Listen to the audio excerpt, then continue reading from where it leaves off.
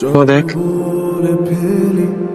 কত কথা কলি জন্মেছে বলতে নীলা, তোমাকে আমি তোমাকে অনেক পছন্দ করি। তুমি হয়তো বুঝতেও পারতেছো, তুমি আমার গার্লফ্রেন্ড হবা। ফুলটার জন্য ধন্যবাদ, কিন্তু আমি তোমার গার্লফ্রেন্ড হতে পারবো না। So sorry. কি রে, তুই এমনি ডাকছিস যুদ্ধ লাগা যাচ্ছে মতো?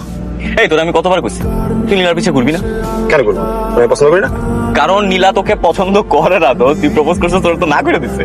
ঠিক আছে, আজকে না করছে, কালকে তো হ্যাঁ বলে দিতে, পরশু দিতে পারে, তারপরের দিনও দিতে পারে। আমি ট্রাই করতে থাকবো।